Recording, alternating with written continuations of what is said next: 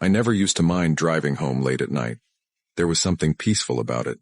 The empty roads, the low hum of the engine, and the way the streetlights blurred into streaks against the wet windshield.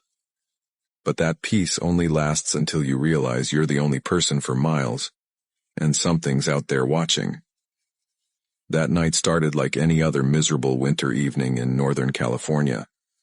I was working overtime at a small logistics company just outside Redding. My shift ended a little after midnight, and by then the rain had turned relentless. I remember standing under the flickering streetlight in the parking lot, fumbling with my keys, muttering, "Damn it, it's coming down harder now." I'd been having a rough week, sleepless nights, deadlines piling up, my boss breathing down my neck. All I wanted was to get home, throw my soaked clothes in the dryer, and crash. The problem was my apartment was an hour and a half away, and the only quick route there was a back road through the mountains, Highway 89. Anyone from the area knows that stretch of road. Locals call it the Hollow Route. It's a long winding road that cuts through dense woods and old farmlands.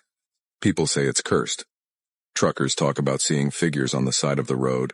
Others swear they've seen cars vanish in their mirrors. I never believed that crap. I've driven that road dozens of times. I figured all those stories came from bored night drivers or drunks trying to scare themselves. But I was wrong. Dead wrong. The rain hit my windshield like handfuls of gravel as I turned onto the hollow route. My wipers worked overtime, but they couldn't keep up. Everything outside was a blur of black and gray. The radio was cutting in and out, some old rock station crackling between static. I tried to focus on the rhythm of the wipers, the steady drumming of rain just to stay awake. My coffee had gone cold an hour ago, and I didn't have the patience to stop at one of those sketchy 24-hour gas stations. I was maybe 20 minutes into the drive when I saw something that made me grip the wheel tighter. A man was standing at the side of the road. At first I thought maybe my eyes were playing tricks on me. Between the rain and my tiredness, shadows were everywhere. But as I got closer, my headlights caught him clearly. He was real.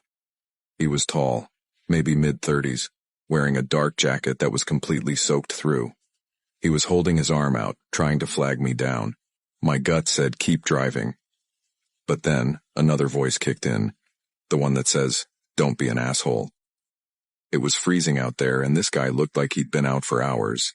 I slowed down, rolled the window down just enough to hear him. "Hey, man," he shouted over the rain. "My car broke down about a mile back.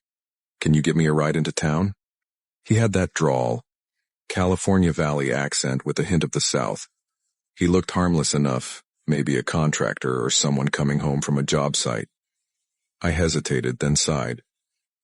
"Yeah, sure. Hop in. Just don't get mud all over the seat." He laughed a little.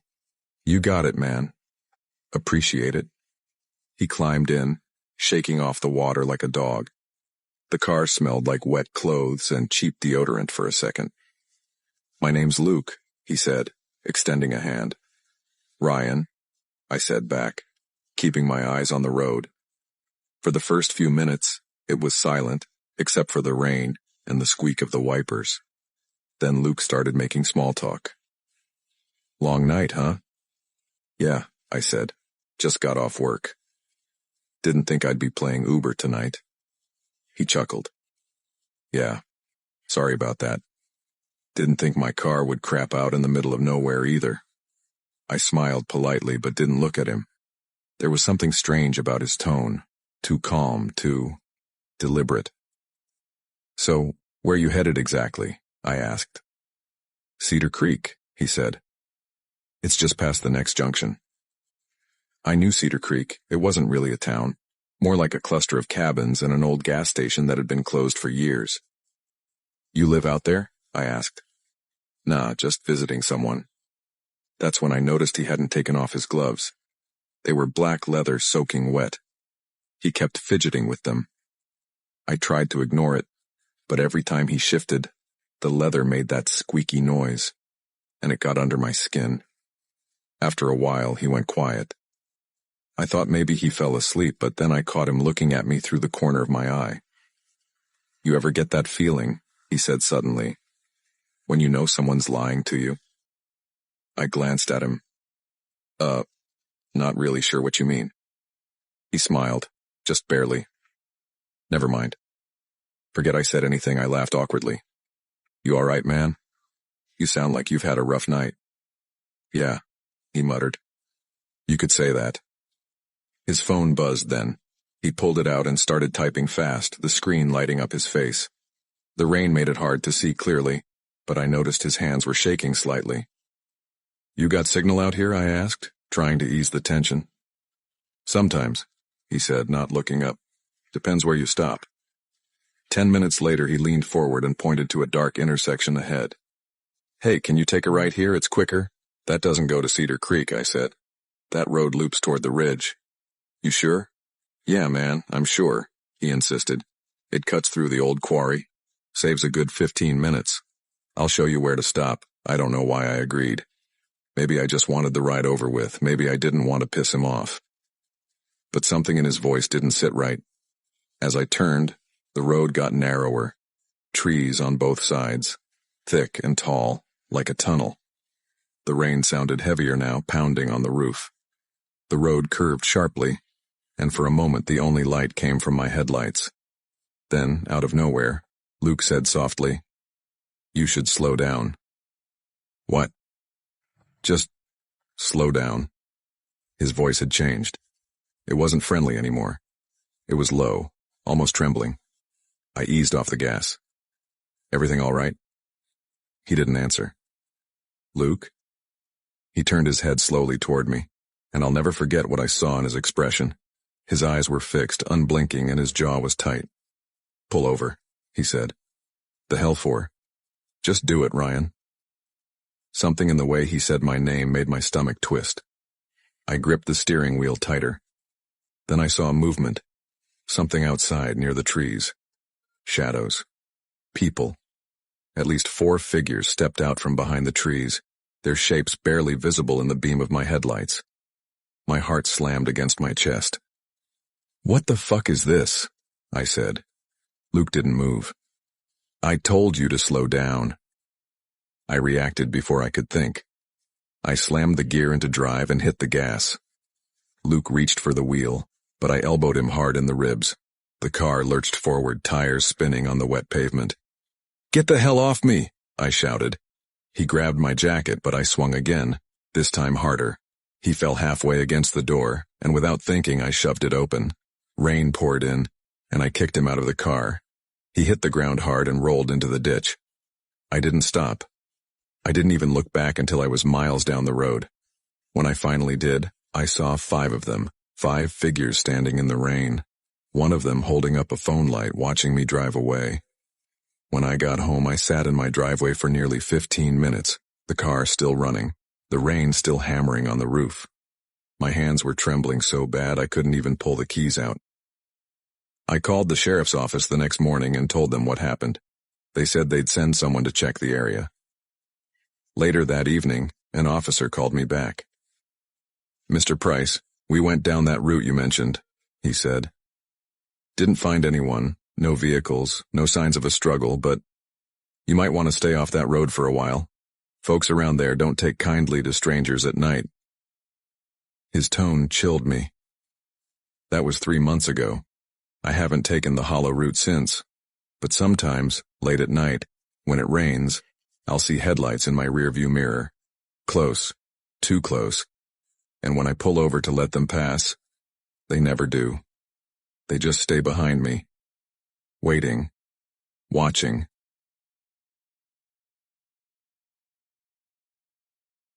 I've always found something peaceful about driving long stretches at night. The quiet, the rhythm of the road, the hum of the tires against the pavement. It's like the world goes still, and for a few hours it's just you, the road, and the dark. That's why I didn't think twice before taking the night route through California. My name's Ryan Keller, and that night I was headed north, leaving Bakersfield around 9:30 p.m., bound for a small cabin I'd rented near Mount Lassen.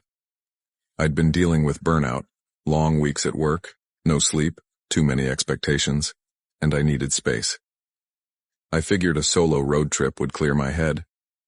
Before leaving, my mom told me, "Don't drive through the night, Ryan. Nothing good happens after midnight, I laughed it off. I'd done this plenty of times before. The first few hours were perfect.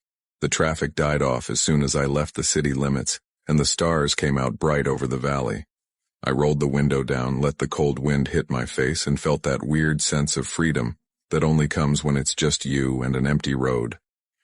But somewhere between Paso Robles and Lost Hills, the night started to feel heavier. The highway signs disappeared for long stretches, and the only light came from my high beams cutting through the fog that drifted in low over the road. By around 3:15 a.m., I realized my fuel gauge was dangerously close to E. Shit, I muttered, tapping the screen of my GPS. I'd passed at least 2 exits without stopping. Figured I'd find something better lit. Maybe a truck stop with food and coffee. But now the screen showed nothing for miles except a small blue marker labeled Station 46. It was about 11 minutes off the highway. Better than running out here, I told myself, and turned off at the next exit. The road narrowed quickly. 2 lanes, no shoulder, no lights. My high beams bounced off the trees that pressed close to the pavement, their shadows stretching unnaturally long. The deeper I went, the quieter it got. Even the crickets had gone silent.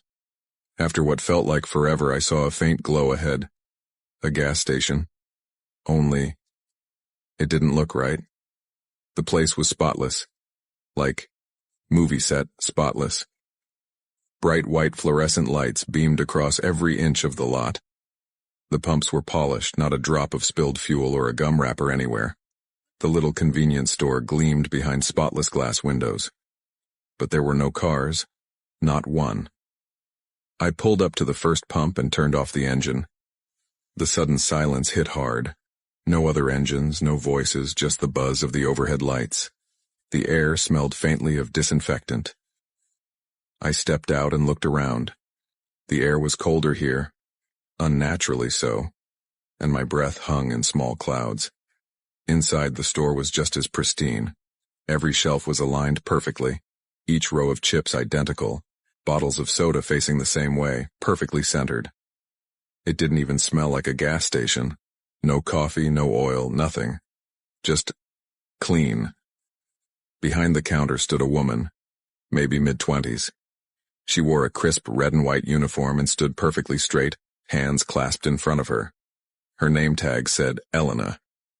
When I walked in, she didn't move. Didn't even blink at first. Hey, I said, pulling out my wallet. Just $40 on pump 1. Her eyes flicked up, and her smile appeared too quickly, mechanical, practiced. Of course. 40 on 1. Her voice was calm but flat, like someone reading from a script. As I handed over the cash, I noticed something off about her hands. They were trembling, only slightly, but enough to catch my attention. You okay? I asked. She blinked fast. Yes, sir. Everything's fine. I waited a second, but she just stared. I forced a smile. All right. Long night, huh? Something like that, she said softly. I filled up quickly, but the feeling of being watched grew stronger with every passing second. I tried not to look at the windows, but I couldn't help it. The way the reflections bent under the fluorescent lights made me feel like someone was standing just out of view. Then I heard it, the distant rumble of an engine. At first I thought it was just another car passing by, but the sound grew louder. Headlights appeared on the far end of the road, slicing through the fog. A large black SUV rolled slowly into the lot, its windows tinted so dark I couldn't see a thing inside. The SUV parked at the far pump. The engine cut off. But no one got out. I glanced toward the store. Elena stood rigid behind the counter, her eyes locked on the vehicle. Her expression had changed. That fake calm had vanished, replaced by something else. Fear. I leaned in slightly, trying to read her lips through the glass. She whispered something. I couldn't make out the words, but I saw her mouth form one unmistakable shape. Run. Before I could react, the SUV's doors opened. 2 men stepped out, both in dark hoodies and jeans, their faces obscured by shadows. They didn't glance my way. One of them walked straight toward the store. The other stayed by the SUV, scanning the lot slowly. My pulse quickened. Elena, I whispered under my breath, but she was already moving. She darted out from behind the counter and disappeared through the side door, sprinting into the darkness. I didn't think. I just moved. I jumped into my car, started it, and hit the gas, cutting around the side of the building. She was there, her figure barely visible in my headlights, running full speed. "Hey, get in!" I shouted. For half a second she hesitated, looking back at the store. The men were already inside, and then she yanked open the passenger door and dove in. "Go, go, go," she screamed. I floored it. Gravel sprayed from the tires as we tore down the road back toward the highway. "What the hell is happening?" I demanded, my voice shaking. She was breathing hard, clutching her side. "They followed me here," she gasped. "They've been following me all week. They're not normal." "Not normal? What are you talking about? You work there, right?" She shook her head. "I used to. That station, it's not even supposed to be open. It's been shut down for months." My stomach dropped. "What?" Before she could answer, headlights flared in the mirror. The SUV had turned onto the road behind us, closing in fast. "Shit," I shouted, pressing harder on the accelerator. "They're not going to stop," she whispered, her voice trembling. "Calling 911, I said, fumbling for my phone. But before I could, the SUV rammed us from behind. The impact jolted us both forward, the phone flying from my hand. "Hold on," I yelled, gripping the wheel as the car fishtailed.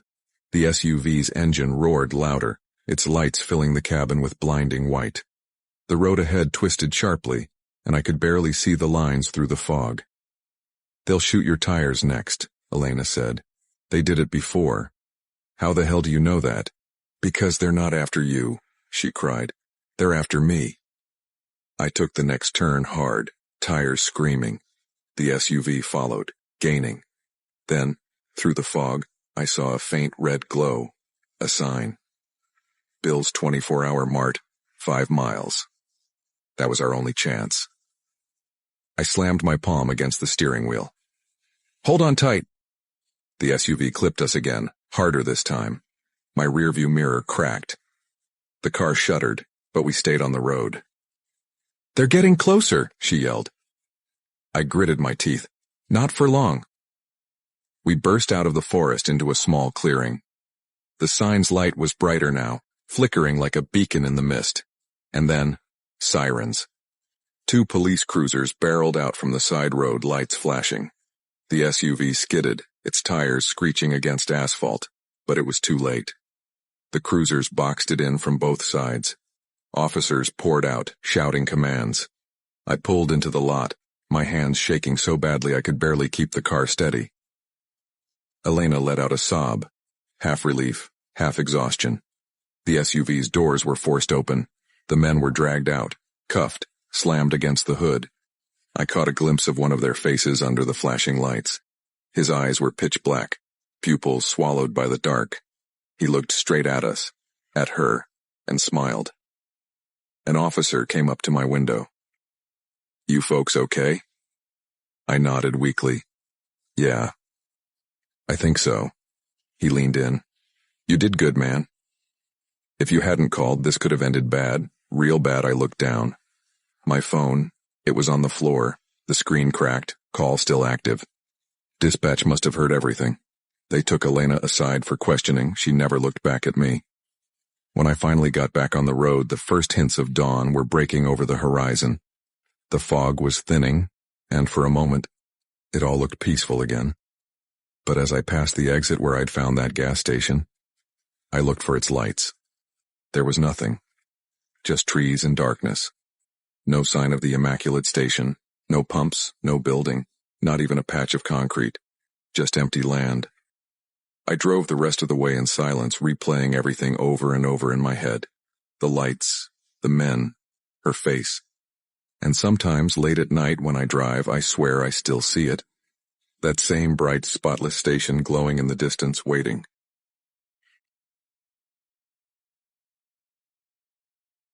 I'd been looking forward to that road trip for months. After a long winter and too many sleepless nights at the office, I needed to clear my head. The plan was simple: drive from Boston to California, taking the southern route through Arizona and Nevada, hitting the coast in 5 or 6 days. I'd done long trips before, but this time I was on a strict schedule.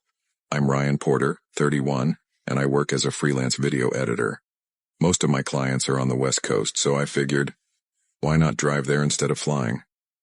I'd rented a brand new silver Chevy Malibu, loaded it with snacks, playlists, and a thermos full of coffee. Everything was planned down to the last detail: stops, hotels, fuel, even scenic pullovers I wanted to film. But if there's one thing I've learned about the road, it's that plans don't mean a damn thing once you're out there. The first 4 days were perfect. I crossed state lines like a ghost on wheels: New Mexico, Arizona, all open skies and sunburnt deserts. I'd drive about 9 hours a day, then crash at motels with buzzing neon signs and stale-smelling rooms. Nothing fancy, but I liked it that way. At night I'd listen to a true crime audiobook, sip cold coffee, and watch the headlights sweep across the empty blacktop. There's something hypnotic about night driving, something that makes you feel alone, but alive. By day 4, I was already past Barstow, California. I could practically taste the Pacific. But then, the road changed. The detour. It was late afternoon when the GPS spoke in that calm, robotic tone. Heavy traffic ahead due to an accident, alternate route available. All right, sure, I muttered, tapping yes. The new route curved off the interstate onto a 2-lane road that snaked through hills and endless trees. No other cars. Just me, the Malibu, and a long stretch of cracked asphalt. At first it was peaceful, sunlight filtering through branches, cicadas buzzing in the background. But after 30 minutes, that calm turned into something else. The road felt too empty. Not even a truck. Then I passed an old gas station. Harper's Service Stop, the faded sign read. The paint peeled, the lights flickered, and a rusty pickup sat out front with weeds growing through the tires. Damn, I murmured. Straight out of a horror movie. I still had half a tank, so I kept going, but the deeper I went, the more the road felt wrong. By the time night fell, my GPS had lost signal. No bars on my phone either. The only light came from my headlights cutting through fog that seemed to have appeared out of nowhere. I started getting uneasy. I hadn't seen a sign for miles. No gas, no motels, no towns, just woods. Then around 10, I spotted a glow in the distance, a single flickering light. Finally, I sighed, pressing on the gas. It was another gas station. Old. Dusty. Looked like it hadn't seen real business since the 90s. A small convenience store stood beside it, the glass door grimy, the interior lit by a single fluorescent tube that buzzed louder than a mosquito. My gas light had just turned on, so I pulled in. When I stepped out, the air felt heavy, damp, like the world was holding its breath. The pump was ancient, the kind with a crank and a faded sticker that said, "Pay inside first." So I walked toward the store. The bell over the door gave a weak jingle when I pushed it open. Inside it smelled like dust and old oil. The shelves were messy. Cans of soup, expired chips, dusty bottles of soda. Behind the counter stood a man in his 50s, tall, thin, wearing a greasy cap. His face looked like it hadn't smiled in a decade. "Evenin'," I said, trying to sound casual. "Need to fill up. Pump outside still work?" He looked at me without blinking. "Pump works. Pay first." "All right. How much for a full tank?" He glanced at me, then the register. "Cash only." Prices on the board. I handed him 2 20s. His fingers were dry and trembling when he took the bills. Then, out of nowhere, he said, "Hold on. Gotta grab change from the back." I frowned. The register drawer was open, and there were plenty of bills inside. Sure," I said slowly. He disappeared behind a half-open door. I thought I heard whispering. Faint, like someone talking quietly on the phone. When he came back, something in him had changed. His eyes were wider, more alert. He looked me over from head to toe. "Where are you headed?" he asked. L.A., I said. "Long drive." "You by yourself?" That question hit me wrong. "Yeah, why?" He didn't answer, just forced a grin that didn't reach his eyes. Then he nodded toward the window. "Nice car." "Real nice." "Thanks," I muttered, grabbing my change. As I turned to leave, I caught him glancing past me, toward the parking lot. Something about that look made every instinct in me scream go. I filled the tank fast, glancing toward the store every few seconds. Through the glass, I could see the man still standing there, unmoving like a mannequin. As soon as I finished, I jumped in the car and drove off. 10 minutes later, the headlights behind me appeared. Bright. Close. Following. Shit! I pressed harder on the gas. The road twisted and the forest seemed to close in tighter. Whoever it was, they were tailing me, matching every turn. Then came the sound. P.O.P. The steering wheel jerked right. My car lurched, tire blown. God damn it. I slammed the brakes, barely managing to pull onto the shoulder. That's when it hit me. The guy. The change. The whispering. He must have messed with the tire while I was in the store. Panic crawled up my spine. I looked in the rearview mirror. The headlights were still there, getting closer. I grabbed my backpack, my flashlight, and the knife I always kept in the trunk. I ran. Straight into the woods. Branches whipped my face. The cold air stung my lungs. I crouched behind a fallen tree and tried to steady my breathing. Minutes passed. Then I heard it. An engine slowing down. Through the trees, I saw them. 2 men. The store clerk and another guy, heavier, wearing a flannel jacket. They got out holding metal pipes. My blood turned to ice. They smashed my car window, then started searching the road with flashlights. "Where the hell'd he go?" the heavier one growled. "He ain't far," the clerk said. "Check the ditch." I stayed completely still, hand gripping my knife so tight my knuckles ached. I could hear my heart thudding in my ears. After a while, they gave up and left. But I didn't move, not even when their car lights disappeared down the road. I waited another half hour just listening. The forest was so quiet it hurt. Then their engine came back. They were searching again. This time, I moved deeper into the woods. By dawn, I was freezing, hungry and exhausted. My phone was still dead. I had no clue where I was. Then, in the distance, headlights again. I hesitated, then stepped out onto the road, waving my arms. "Hey, please, help!" The car slowed. For a second I thought it was them again. But it wasn't. A gray-haired woman leaned out the window, her husband behind the wheel. "Jesus, kid, you all right?" she asked. I nodded, shaking. "Please, can you take me to a police station?" They did. 2 hours later, I was at the police station in Pine Valley, California, telling my story to a deputy named Collins. He took notes, asked me to describe the men, the gas station, the car. When I told him the name on the sign, Harper's Service Stop, his expression changed. "That place has been closed since 2003, he said quietly. "Burned down after a robbery gone bad. 2 bodies never found." I just stared at him. "That's impossible." "I was there last night," he didn't answer. Just looked at me like he didn't know whether to believe me or not. They took me back out there later that day. The road looked different in daylight, calm, ordinary. When we reached the turnoff where the gas station should have been, my stomach dropped. There was nothing there, just a concrete slab, cracked and overgrown with weeds. No building, no pump, no sign, just ash and silence. I don't know who those men were, or if they were even alive. All I know is this. Every time I see an old flickering gas station light on a lonely road, I keep driving. And I don't take detours anymore.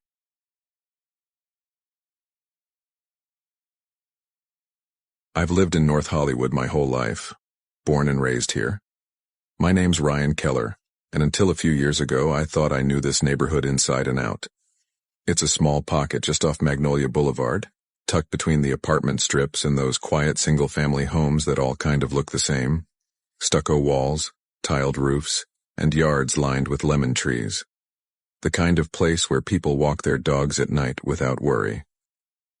My older brother Jake and I had been renting this cozy 2-bedroom house together after our parents sold the family place and retired to Arizona. He's the kind of guy who's always working. HVAC tech. Gone all day, home late. I work from home doing freelance video editing for ad agencies, so I'm around the neighborhood a lot. It's quiet, comfortable, predictable. At least, that's what I thought. Our next-door neighbor, Lydia, had been living there since before we moved in. She was in her late 30s, worked as a nurse at Valley Presbyterian Hospital. Kind, soft-spoken, one of those people who'd bring you cookies at Christmas and ask if you needed anything when it rained. She had this golden retriever named Max, a gentle old boy with more gray than gold. And about a year later, she adopted another dog, a younger rescue named Milo, to keep Max company while she worked those long shifts. Since I was home most of the time, Lydia would text me to check in on them, let them out to the backyard around noon, maybe again in the late afternoon if her shift went over. She always left a spare key under this chipped blue ceramic frog by the porch steps. It became a routine. It's strange how the most terrifying nights start like any other. So ordinary you never realize you're walking into something that's going to change your life. That day was in late spring. I remember because the air smelled faintly of orange blossoms and the sun had that warm, early summer glare that makes everything shimmer. It was a Tuesday. I was halfway through editing a real estate promo when Lydia called me. "Hey Ryan," she said, her voice calm but tired. "Would you mind doing both check-ins today? I've got a late meeting at the hospital." "Sure thing," I said. "Same key spot?" "Yup, you're the best. Just make sure Milo doesn't dig under the fence again. Little guy's obsessed with the neighbor's cat." I laughed. "No problem. I'll swing by around noon at exactly 12:07. I walked over. Lydia's place was neat and smelled faintly like lavender, the kind of home that always felt peaceful. The layout was simple. You walked through the front door straight into the living room. Soft beige couch, TV mounted on the wall, photos of her family on a wooden shelf. The dining area connected right behind it, and if you kept walking straight, there was a sliding glass door to the backyard. To the right, a narrow kitchen. To the left, a short hallway with 2 bedrooms and a bathroom. She always kept the bedroom doors shut, said it kept the dogs from getting into things. That day was no different. The air conditioner hummed softly as I walked in, and the 2 dogs greeted me with wagging tails and happy barks. "All right, guys, backyard time," I said, unlocking the sliding door. As soon as they ran out, I leaned against the frame, enjoying the breeze. It was quiet except for the sound of cars in the distance and a lawnmower somewhere down the block. But then, I felt it. That strange sense that someone was watching. Not from the yard, but from inside the house. I turned, scanning the hallway. The bedroom doors were closed. Everything looked normal. "Probably just me," I muttered, shaking it off. I called the dogs back in, filled their water bowls, and locked up. As I walked home, the feeling still clung to me, like static in the air. Around 4 o'clock, I went back for the second check-in. The sky was starting to change color, that golden hour light cutting through the trees. I remember thinking how calm the neighborhood looked. The kind of place you could live your whole life and never see anything bad happen. But as I reached Lydia's porch, I felt that same pressure in my chest, the kind that tightens when your instincts are trying to tell you something. I slipped the key into the lock. The door opened easily. Inside, the house was dim. The blinds were drawn, the air felt heavier than it did earlier. I called out softly, "Hey boys, it's just me." The dogs came trotting up, tails wagging, but Milo stopped halfway. His ears perked up and he started growling, low, almost a rumble. I frowned. "What is it, bud?" Then I saw it. The door to the guest bedroom, the one down the hall on the left, was wide open. Not halfway, not cracked. Wide open. I stood frozen, my heart thudding in my chest. I was sure those doors had been shut when I left. Lydia always kept them closed. "Lydia?" I said quietly, pulling out my phone. I called her right away. She picked up on the second ring. "Hey, everything okay?" "Did you come home earlier?" I asked. "I just got here and your guest room door's open." There was a pause. Then her voice, uneasy. "No, Ryan, I just got off my shift. I'm still in the hospital parking lot." "Why?" My throat went dry. "Because someone's been in your house." "What? Oh my God." "Hang up and call the cops," I whispered. "Now." I ended the call before she could respond. I didn't want to make noise. Trying not to panic, I walked toward the sliding door, letting the dogs out again. My hands were shaking so badly I almost dropped the latch. I said loudly, forcing my voice to sound casual, "All right, boys, I'll see you tomorrow." Then I turned toward the front door. That's when I heard it, a floorboard creak from the hallway. Not loud, but distinct. Slow. Deliberate. I froze. My pulse roared in my ears. Then another creak. Someone was moving. I bolted. I yanked the door open and stepped out, already reaching for my phone. But before I could hit 911, I heard the front door behind me swing open. A tall man, maybe mid-30s, thin but wiry, stepped out. His clothes were dark, his eyes wild. His face was pale, almost sunken, like someone who hadn't slept in weeks. "Hey!" I shouted instinctively, backing away. He didn't say a word. He just ran. Straight toward me. I turned and sprinted down the walkway toward my house. My legs felt like lead. My lungs burned.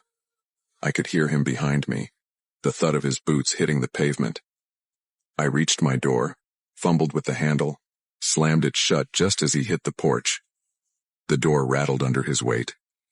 Then, through the wood, I heard it, a raspy voice, close enough to feel it in my bones. "I'm coming for you." I stumbled back, grabbed my phone. My hands were slick with sweat, trembling so hard I almost dropped it. Before I could press call, I heard glass shatter, my kitchen window. Panic surged through me. Jake wasn't home. His work truck wasn't in the driveway. I was alone. I grabbed the nearest thing I could find, a baseball bat Jake kept by his bedroom door. I crouched in the corner of his room behind the closet, my heart hammering so loud I swore it would give me away. I could hear him moving through the house. Slow, methodical. Footsteps on the tile, drawers opening, a door creaking shut. Then, his voice again, muttering something low, unintelligible. He stepped into Jake's room. I could see his shadow through the crack in the closet door. He knelt down, looked under the bed. My breath hitched. Then he stood and turned toward the closet. The door creaked open. I swung. The bat connected with his chest, a hard, hollow thud. He stumbled back with a grunt but didn't go down. His hand shot out, grabbed the bat, ripped it from my grip and shoved me hard. I hit the floor, gasping for air. He grabbed my arm and started dragging me toward the hallway. I kicked and screamed, but he was stronger. His breath was foul like rot and sweat, and then, "Hey, get the fuck off him." Jake, he'd come home early. He stood in the hallway wide-eyed, holding his pocket knife, the one he always carried for work. He lunged. The blade sliced across the intruder's shoulder. The man screamed, this horrible guttural sound, and fell backward. Jake kicked him in the face once, twice, until he stopped moving. "Call the cops," Jake yelled. My hands fumbled with the phone again. I managed to dial 911, my voice shaking as I told them everything. The break-in, the man, the fight. Within minutes, the sound of sirens filled the street. Red and blue lights painted the walls. Lydia was there too.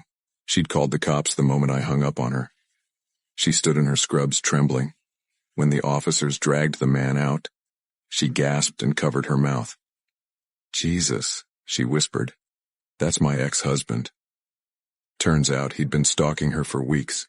He was under a restraining order, had lost his job, and had apparently been breaking into her house while she was gone, moving things, leaving doors open. She had no idea. That day, He planned to wait for her, to kill her. But when he saw me go in, he decided to take it out on whoever was there. They found a knife in his jacket pocket. And something worse. A folded piece of paper with Lydia's address and a photo of her taped to it. That night, after the cops left and Lydia went with them to the station, Jake and I sat on the front porch, silent. The air smelled like blood and dust. He finally broke the silence. "You good?" I nodded weakly. "Yeah, I think so." He sighed. "Man, if I hadn't come back for my wallet." I didn't answer. I just stared down the street, at Lydia's house, now lit up by police lights. For the first time in my life, that quiet little block in North Hollywood didn't feel safe anymore. Even now, when I walk my dog at night, I still find myself glancing at windows, listening for creaks, wondering if someone's standing there waiting. Because the truth is, horror doesn't always live in old houses or haunted woods. Sometimes it's right next door.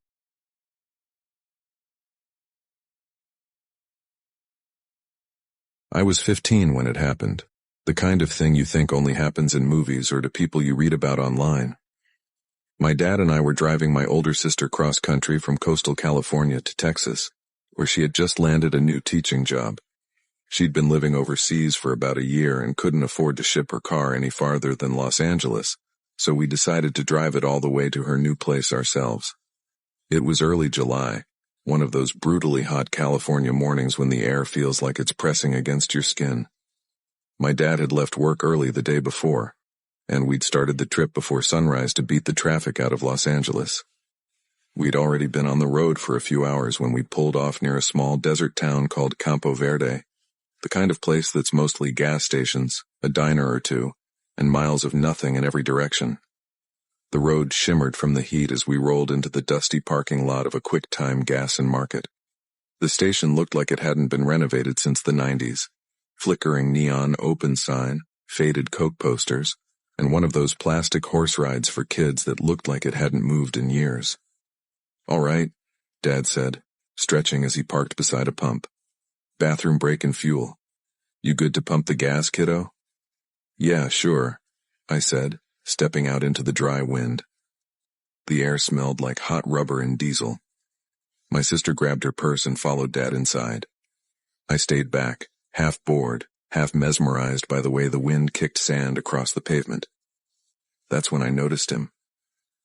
A guy stood by the pump next to ours, mid-40s maybe, average build, wearing a faded denim jacket and a cap pulled low. His car was an older white Chevy, paint sun-bleached and chipped along the edges. At first he seemed normal enough, but when I tossed a crumpled energy drink can into the trash, I caught his eyes on me. He wasn't just looking. He was staring. It wasn't curiosity. It was pure, ugly hate, like I'd done something to offend him just by existing. I looked away quickly, pretending to focus on the gas meter, my heart thudding for no real reason I could explain. A few seconds later, Dad came out, holding a bag of snacks and a drink. "Got you a Coke," he said, tossing it through the window to my sister before looking at me. "We got $30 on pump 6. Should be enough to get us to Yuma." "Cool," I said, trying to sound casual. I wanted to tell him about the guy, but he was already checking his phone and heading for the driver's seat. I started pumping the gas, keeping my head down. My sister came out with a candy bar, looking at me with her usual smirk. "You good, dude? You look pale. Just hot," I muttered. But out of the corner of my eye I saw movement. The man had stepped closer. His face was shadowed under his cap, but his mouth was twisted in something between a grin and a snarl. He slipped his hand into his jacket pocket and muttered something. At first I thought he was talking to himself, until I heard him whisper sharply, "Get in the car." I froze. "What?" He tilted his head slightly, voice low and furious. "Get in my damn car, kid, or I'll cut you right here." I looked down. His hand wasn't just in his pocket. He was holding a knife. Something inside me snapped. I don't know where the strength came from, but I shoved him, hard. He stumbled back, slamming against the side of his Chevy, knocking the gas nozzle loose. Fuel sprayed everywhere, covering his jacket and the side of the car. "Dad, get in the car," I screamed. My sister dropped her candy bar and bolted for the passenger seat. My dad looked up, eyes widening when he saw the knife glinting in the sun. He didn't say a word, just threw the car into gear. I yanked the gas pump free, hung it up, and jumped into the back seat as the tires screeched against the asphalt. "Go, go!" I shouted. Dad floored it, tearing out of the parking lot and back toward the interstate. My heart was pounding so loud I couldn't hear anything else. "What the hell happened?" he yelled. I stammered out, He pulled a knife on me. Told me to get in his car." My sister gasped, looking out the rear window. "Oh my God. Dad, he's following us." I turned and saw it too. The same white Chevy speeding after us, weaving between cars. "Jesus Christ," Dad muttered, gripping the wheel tighter. "Hold on."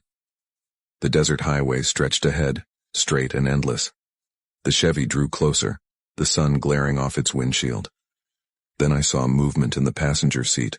Another man, heavy-set, wearing sunglasses. He rolled his window down. And then I saw the gun. He pointed it at us. "Dad!" I yelled, ducking down instinctively. "Get down!" Dad barked, flooring the accelerator.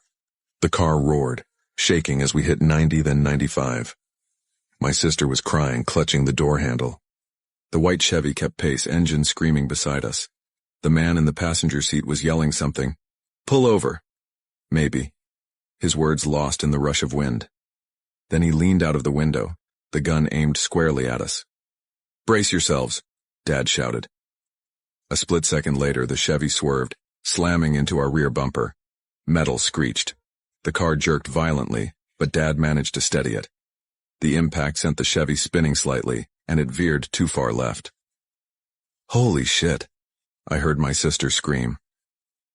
The Chevy sideswiped a semi-truck in the far lane. A thunderous crack echoed across the road. I caught a glimpse of their front end folding in, sparks flying as the truck's tires screeched. Dad didn't slow down. He kept his foot down until the gas light blinked red. We took the next exit and pulled into a county sheriff's station that appeared like a mirage out of nowhere. Dad stumbled out, shouting for help. The deputies rushed out and we told them everything. The knife, the chase, the gun, the crash. It felt like a blur. The heat, the adrenaline, the sound of my own breathing refusing to slow down. After about an hour, one of the officers returned. His face was pale, serious. "We found the car," he said quietly. "White Chevy, just like you described. Crashed off Interstate 8, no one inside. They fled on foot before the truck driver even stopped."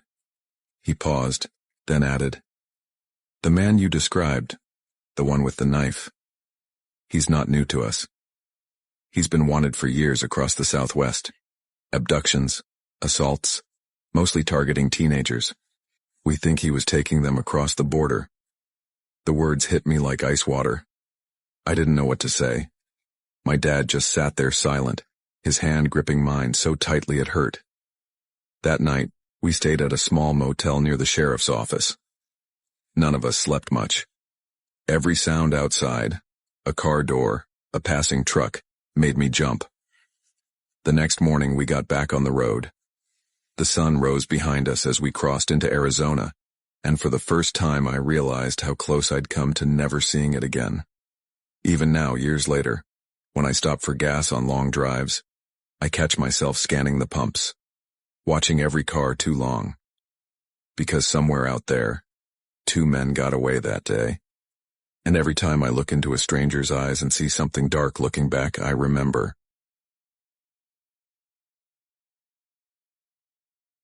I never liked waiting for the bus at night, especially not out by the edge of town. It was a cold Thursday night, sometime near the end of November. The air smelled like damp asphalt and pine, the kind of cold that stings the skin when the wind cuts through your clothes.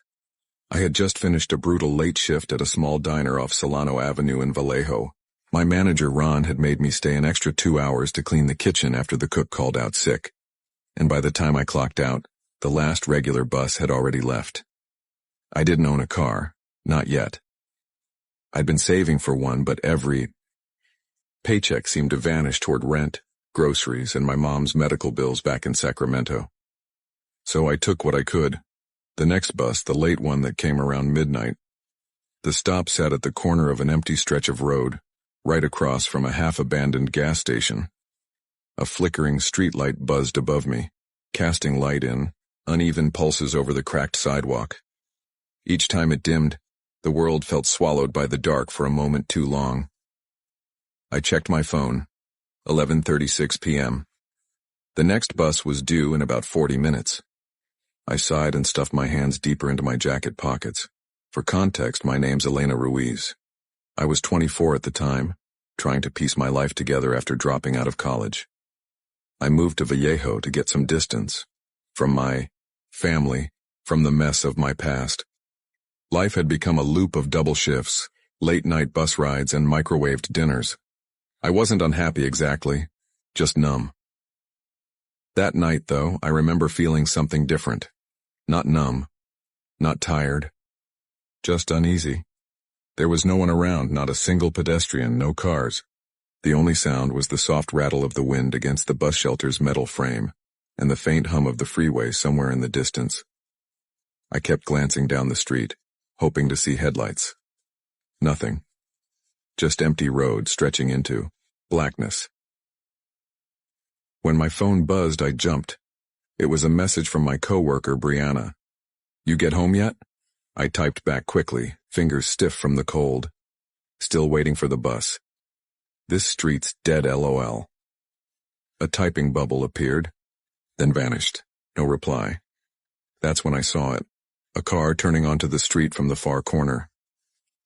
At first I didn't think much of it, but as it drew closer, something felt off.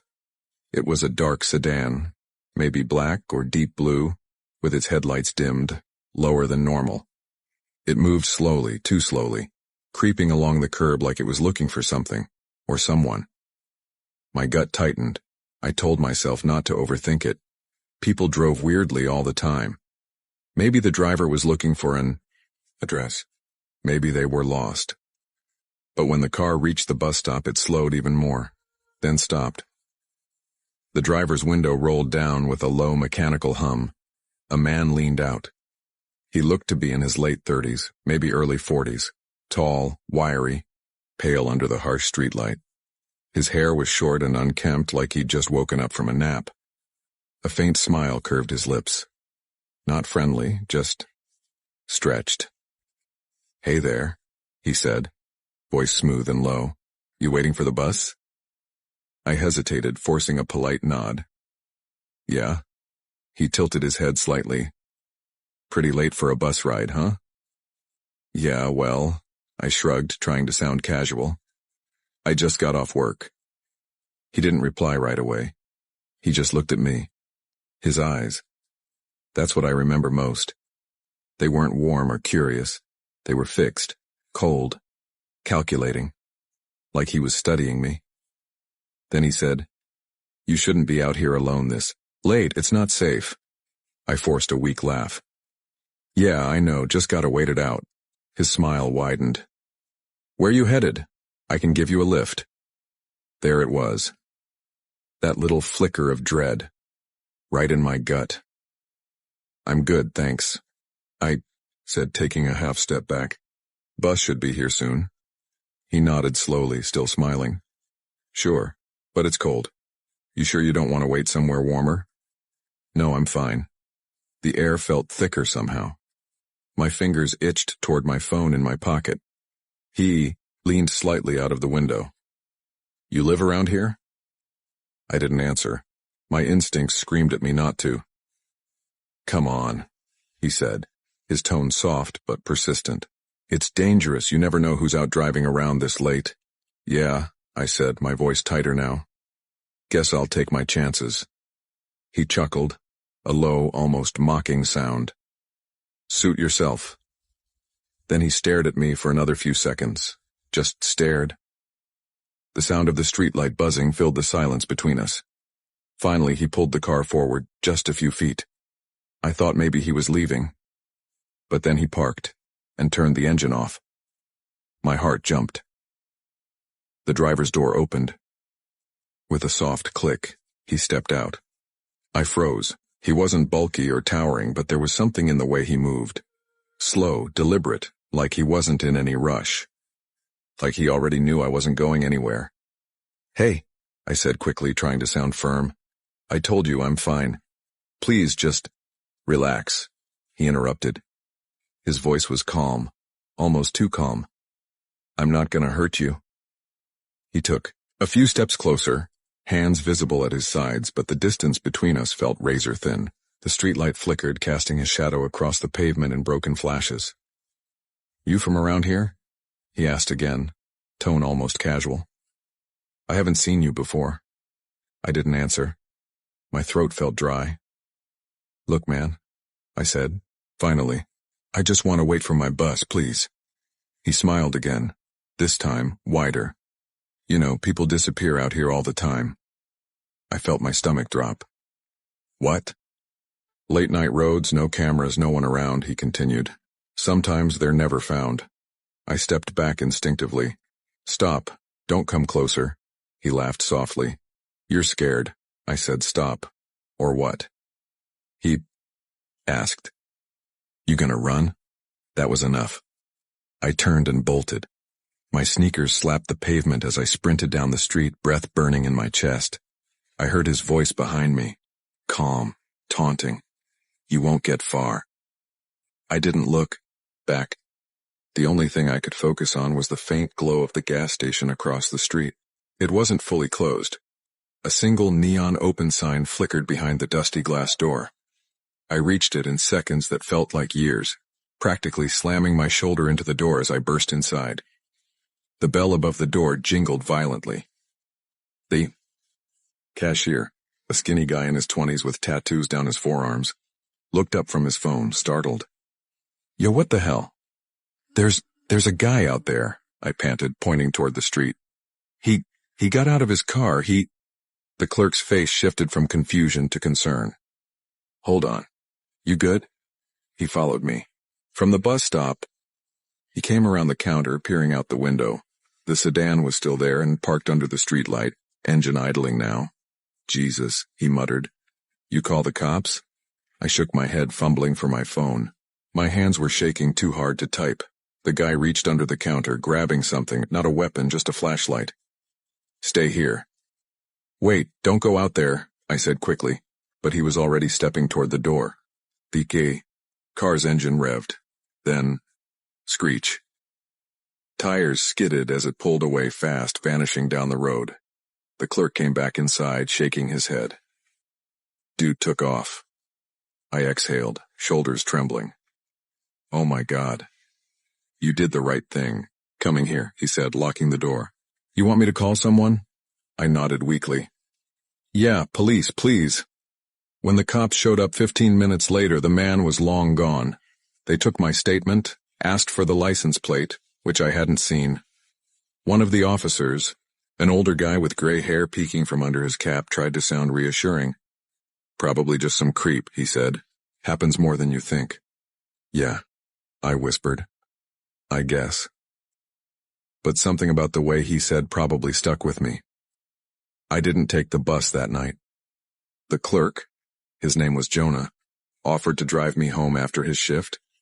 Ended. I hesitated, but he seemed genuine. As we drove through the empty streets, I kept staring out the window, scanning every passing car. Every headlight made my heart race. When we pulled up to my apartment, Jonah glanced at me and said, "You be careful, all right? Don't wait alone like that again." "I won't," I said quietly. He nodded. "Good. You take care." It's been 3 years since that night. I don't live in Vallejo anymore, moved to Modesto last year. Different city, different job. But that night still creeps into my thoughts whenever I pass a quiet bus stop. Sometimes I'll catch a glimpse of a black sedan out of the corner of my eye, and my heart still jumps. Maybe it's just my mind, replaying old fears, or maybe some things just don't let go. Either way, I never wait for the bus alone anymore. I never liked driving through Willow Creek after dark. It's a quiet part of Northern California, tucked between fields, hills, and the kind of old neighborhoods where everyone goes to bed by 10. My friend Elena lived there, in one of those two-story ranch houses with peeling paint and a swing in the yard that always creaked when the wind picked up. That night, I'd promised her I'd give her a ride home after she closed her shift at the diner. I was early, earlier than I planned, and figured I'd just park nearby until she texted. It was a little before midnight, and the whole street felt dead. The street lamps were dim, that dull orange kind that doesn't really light anything, just smears shadows around. My old Honda was the only car parked on the block. I remember thinking how weirdly quiet it was. No dogs barking, no TV sounds bleeding through open windows, not even a car passing by. I killed the engine to save gas and just sat there scrolling through my phone. The light from the screen lit, my face reflecting in the window like some faint ghost version of me. Work had been rough that week. I was working part-time as a delivery driver for a plumbing supply company, trying to save up enough to finally move out of my roommate's cramped apartment in Stockton. My days were long, my paychecks short, and nights like this were the only time I felt like I could breathe. Sitting alone, nowhere to be, no one asking for anything. It must have been 20 minutes of just doom scrolling when it happened. Knock. Knock, knock, hard, sharp, right on my driver's side window. The sound was so sudden, so loud it shot through my chest like a jolt. I jumped and nearly dropped my phone onto the floor mat. "What the hell?" I muttered, heart hammering, turning toward the window. There was a man standing there. He wasn't close like a friend might be, more like someone who wanted to assert something, angled toward the car, his face half lit by the amber streetlight. He was wearing a faded gray hoodie with the hood up, hands in the front pocket. The fabric looked grimy like it hadn't been washed in weeks. He just stood there, staring. "Jesus," I whispered under my breath. I forced a nervous smile, a kind of "hey, I see you, what's up" smile. I thought maybe he was lost or drunk or needed help. I cracked the window just an inch, not enough for him to reach in. "Hey man, you okay?" I asked. No answer. He leaned down slightly so. His face was closer to the glass. His eyes were shadowed under the hood, but I could make out stubble, pale skin, maybe late 30s. "Can I help you?" I tried again. Then he said it. Voice low, like gravel. "Open the door." That tone. I can still hear it. Not a question. A command. My stomach dropped. I shook my head slowly. "Nah, man. What do you need? You good?" He didn't blink. He just repeated it. Slower this time. "Open the door." Something about the way he said it. No emotion, no anger. Just flat. Hit me harder than if he'd screamed. I instinctively hit the door lock button even though it was already locked. The click was loud in the silence. His head tilted slightly like he'd heard something amusing. Then he smiled. A small, ugly, twitching grin. The air in my chest felt thin. "Listen, man, I don't—" He slammed his palm against the glass. Hard. The whole car rocked. "Hey, stop!" I shouted, scrambling for my keys on the passenger seat. He hit it again, harder this time, and my side mirror rattled. That's when I saw what he had. In his other hand, he'd been holding it low at his side, was a rock. A big one, maybe the size of a softball. "Oh, hell no," I breathed. I grabbed my phone, fumbling to unlock it. My fingers were slick with sweat sliding over the screen. I hit 911 but missed the last digit and had to backspace. The guy leaned closer, pressing the rock against the glass, dragging it slightly so it made a squeaking sound. "Put the phone down," he said. "Open the door." "Back off," I shouted. "I'm calling the cops." He shook his head slowly. "You won't get the chance." Then he lifted the rock higher. I could see my reflection in the window, wide eyes, mouth open, breath fogging. The glass and his silhouette raising the weapon behind it. I don't know how I managed it, but I jammed the key into the ignition, twisted it once, twice. The engine coughed, caught. He froze for half a second, then banged the window again. The glass cracked, a spiderweb line crawling outward. I slammed the car into reverse, tires squealing on the asphalt. He shouted something I couldn't make out, just noise, as I backed out into the middle of the street. Then I threw it into drive and hit the gas. The Honda lurched forward, engine whining. I didn't even look both ways. I just sped off down the dark stretch of Willow Creek Road. My hands were shaking so bad on the steering wheel that I almost veered onto the curb. My heart was slamming against my ribs. I could still see his face in my head, that half grin fading into pure anger as I pulled away. The 911 operator's voice came through my phone, calm but distant. 911, what's your emergency? There's a man. He just tried to break into my car. He's on Willow Creek Road. He's got a rock. He's hitting windows. I was talking too fast, my voice trembling. Okay, sir, slow down. Are you injured? No, but I swallowed hard. He almost broke the glass.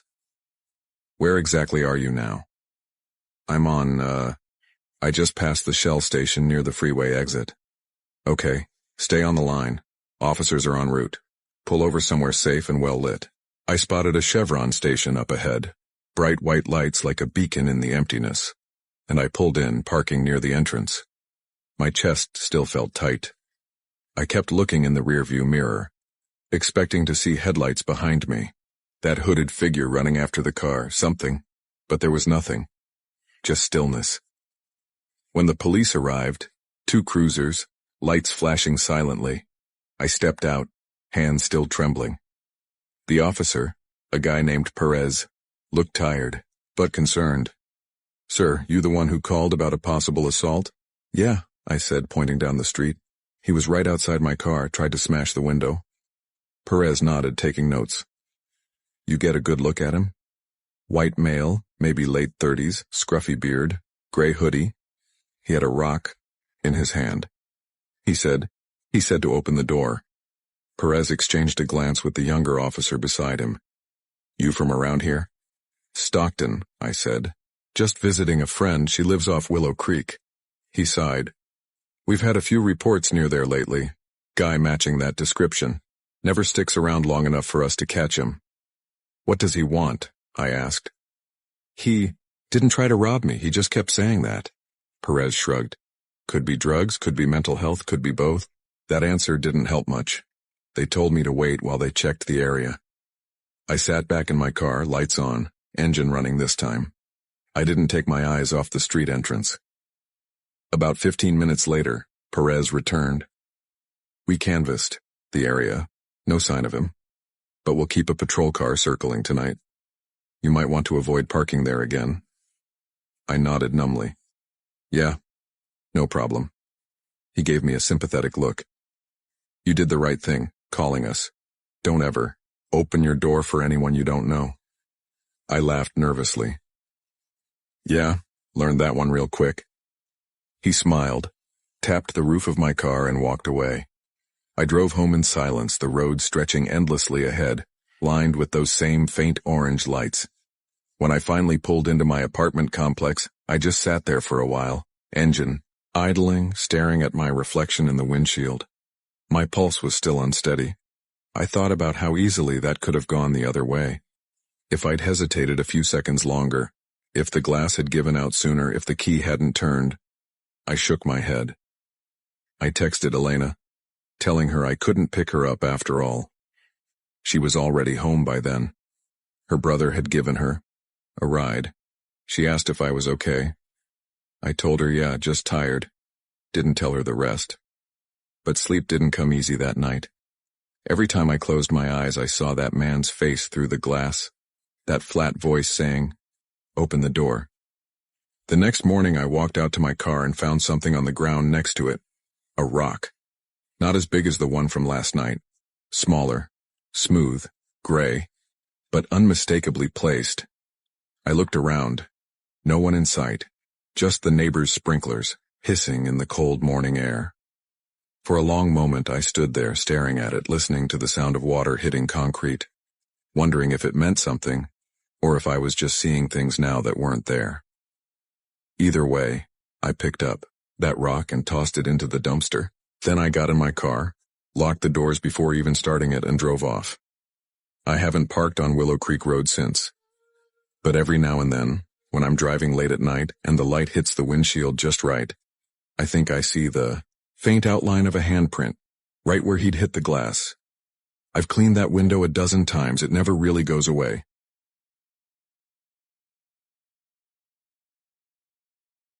I never planned to go out that night. It had been one of those long, restless evenings where the air inside my apartment felt thick and suffocating.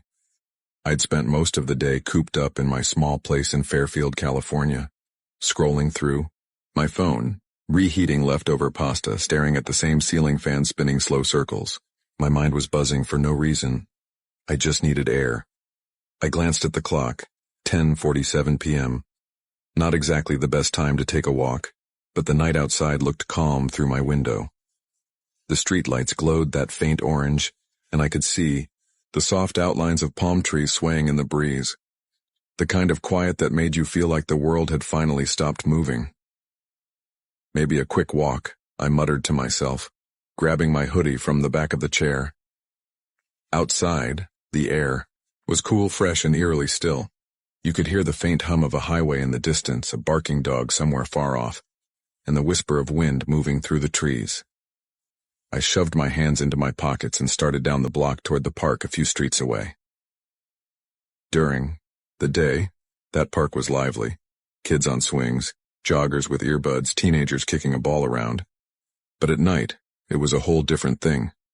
The lights inside the park barely worked, flickering on and off, casting broken patches of light across the empty playground. Still, I'd been there before after dark, maybe a handful of times. Never had a problem. As I walked, I passed the small houses lined up neatly, most of their windows dark. A few porch lights were on, and somewhere a TV flickered faintly behind closed blinds.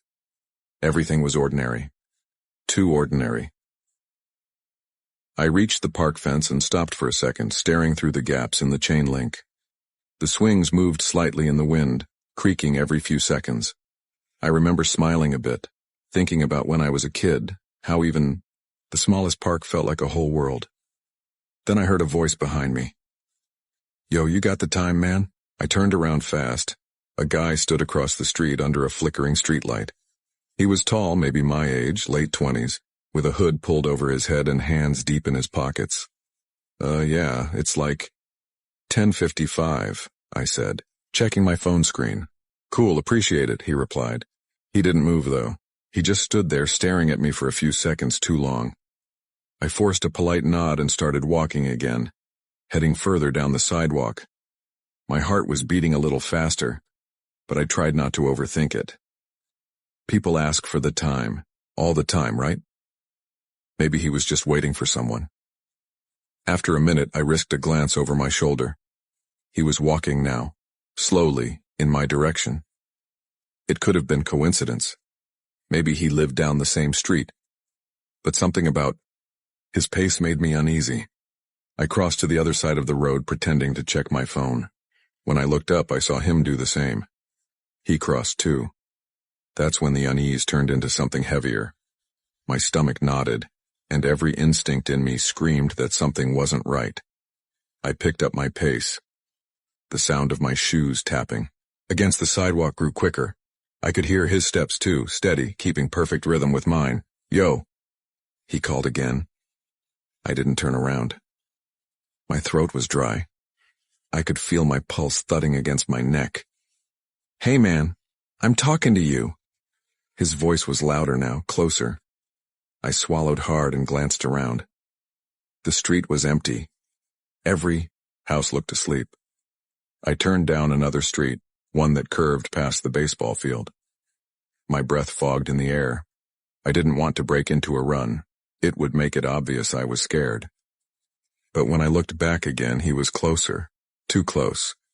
"Hey, chill, bro, I just want to talk," he shouted. That made it worse. Nobody just wants to talk that late at night, following someone who's clearly trying to leave. "Back off. Man," I yelled without turning around. I could hear him laugh, low, almost like he enjoyed this. I turned another corner fast and walked faster, cutting across the field toward the other side of the park. The grass was damp beneath my shoes and the cold air burned my lungs. My phone's flashlight barely helped. Then I heard him again. Those same footsteps pounding behind me, closer now. "Stop running, man." I said, "Chill." "Get the hell away from me," I shouted back. The panic hit all at once. I sprinted across the field toward the streetlights ahead. My breath came in ragged bursts. I could hear his shoes slapping the wet ground just a few feet behind me. Then, nothing. Silence. When I looked back, he was gone. I stopped, bent over, gasping, my breath clouding the cold air.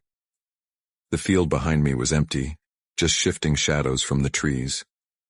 My whole body was shaking, and for a second I thought maybe I'd imagined it, maybe he'd turned the other way. But then I heard it again. A low whisper, right behind me. "Thought you could just walk away?" Before I could react, something yanked at my hoodie from behind. I stumbled backward, almost losing my balance. I turned, swinging my arm wildly and catching something, an arm maybe. The figure staggered back. "Get off me!" I shouted, swinging again. The guy was there, face half covered by his hood, eyes locked on me. He didn't say anything this time, just breathing heavy, his hand clutching something I couldn't quite see. Adrenaline took over. I shoved him hard, and he stumbled into the dirt. I turned and bolted toward the nearest house. I banged on the door, slamming my fist so hard it hurt. "Help! Please, someone!" The porch light flicked on. I didn't even look back to see if he was still behind me. The door opened a crack and an older man's voice came out, shaky. "Hey, what's going on out there? Someone's following me. He tried to grab me," I stammered. The man swung the door open wider, motioning me in. "Get inside." As I stepped into the hallway, I looked back one last time through the glass window in the door. The street was empty again. No one. No sound. The man called the police while I stood there shaking, trying to catch my breath. My whole body buzzed like I'd just stepped off a roller coaster. I explained everything. The voice, the chase, the grab, but when the officers arrived and searched the area, they found nothing. Not a trace. One of them, a tall officer with tired eyes, gave me this look like he half believed me, half thought I'd overreacted. "Fairfield's been quiet lately," he said. "Probably just some local messing around." Messing around? "He tried to grab me, man," I snapped. He sighed, scribbling notes. "We'll patrol the area tonight. You live close?" "Couple blocks over," I said quietly. "All right, get some rest. Lock your doors." That night, when I got home, I double-locked everything. I sat on my couch for hours, staring at the window, half expecting to see that same hooded figure under the streetlight again. But I never saw him. Days passed. Then weeks. I avoided walking at night completely. Every creak in the apartment made my chest tighten. Every sound outside made me freeze. Sometimes, though, I swear I can hear it again. Soft footsteps, perfectly in rhythm with mine whenever I walk home from the bus stop. And every time I turn around, no one's there. But I know what I heard that night. And I know someone out there followed me home.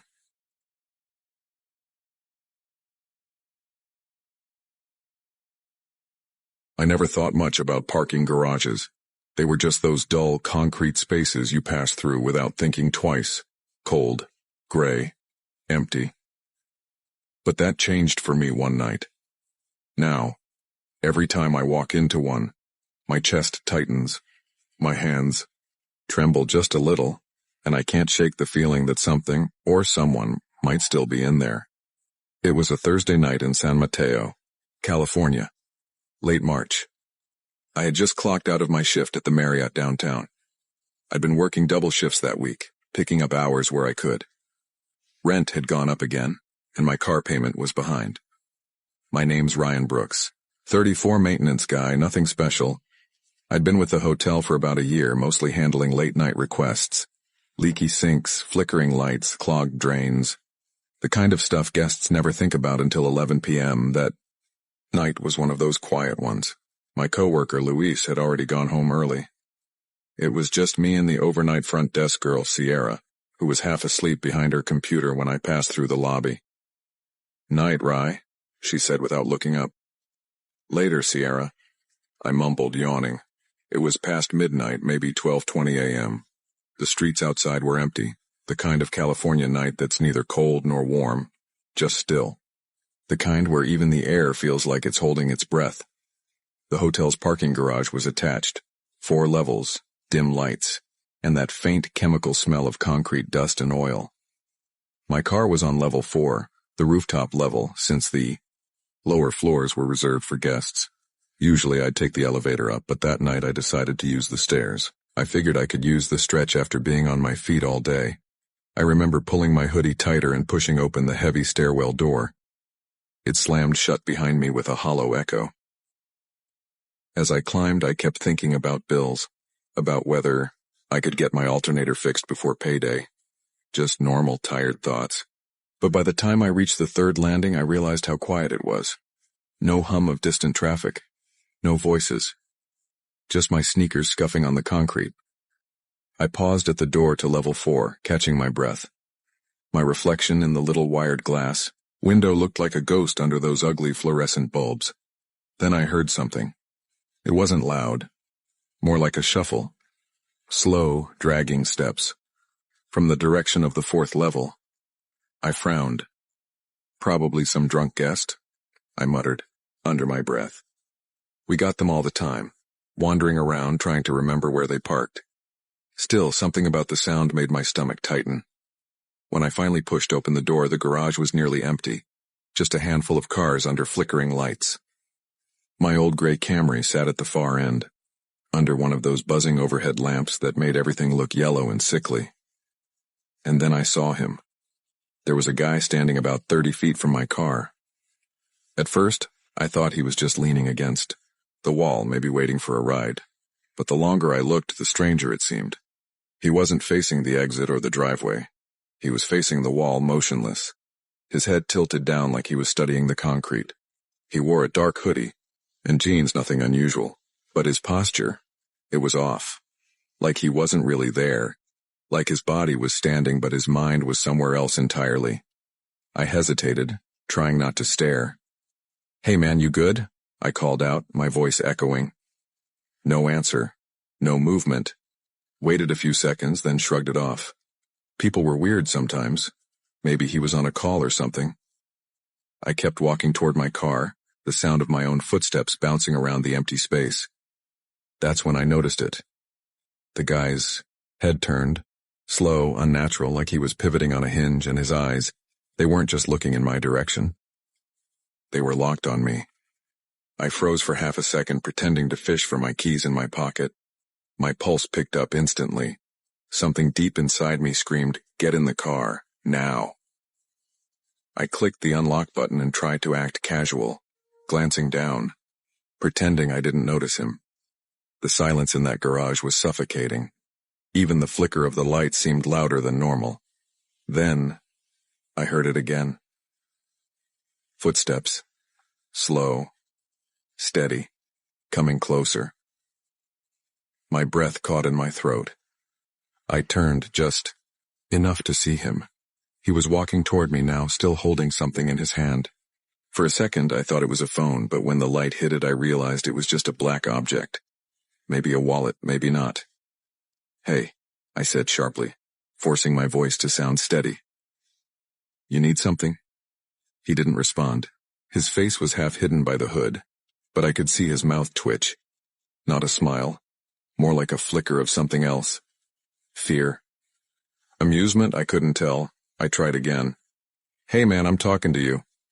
That's when he stopped, about 10 feet away, and whispered, almost too softly to hear, "You work here, don't you?" I blinked. "What?" He tilted his head, his tone flat and dry. "You work at the hotel?" I didn't answer. Something about the way he said it made my skin crawl. It wasn't a question. It was a statement. I stepped back, gripping my keys tight. "Look, I don't know who you are, but you need to back up, all right?" He didn't move. His hand twitched and I saw something metallic glint faintly under the lights. Maybe a piece of metal, maybe a knife. Every instinct screamed at me to run. I turned, fumbling with my car handle. The door clicked open, but before I could get in, he took a step forward. "You shouldn't have gone up there," he said. I froze. "What the hell are you talking about?" He didn't answer. He just took another step, slower this time, and I caught a full glimpse of his face. His skin was pale, almost grayish, like he hadn't slept in weeks. His eyes were bloodshot, wide and hollow, like something inside him was gone. "Hey," I yelled, backing toward the car. "Back off." He stopped again, his head twitching slightly. Then he whispered something I'll never forget. "They don't like when you use the stairs." "What?"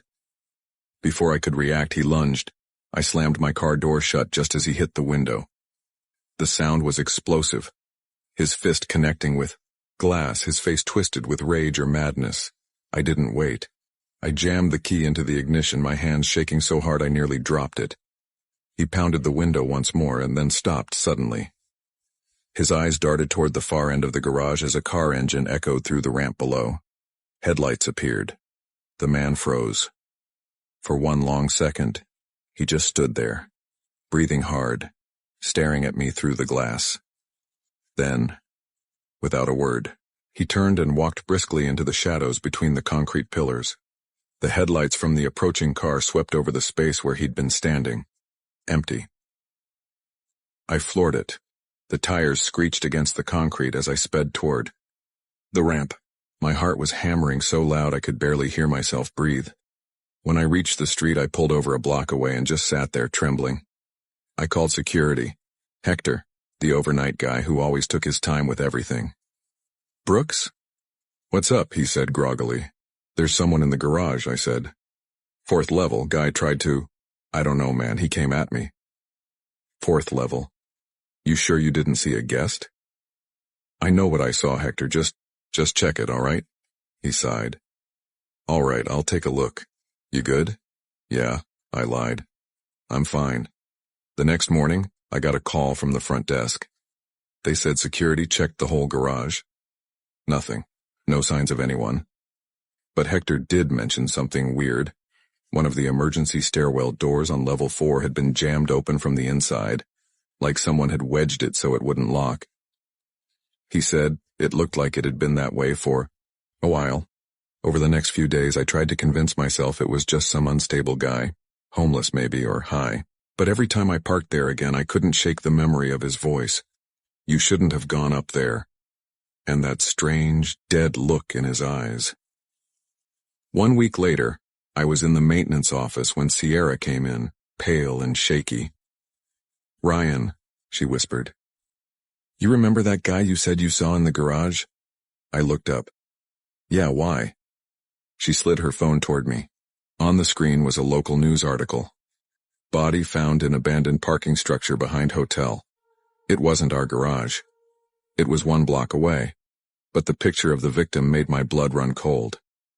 Same hoodie, same jeans, same hollow stare. The timestamp said the body had been discovered 2 days before my encounter. Now I don't park there anymore. Hell, I barely take the stairs anywhere, but sometimes late at night when I pass by that hotel on my way home, I can still see the flicker of those lights from the rooftop level. And I swear, if you look long enough, there's still a shadow standing near the wall, still waiting, still watching.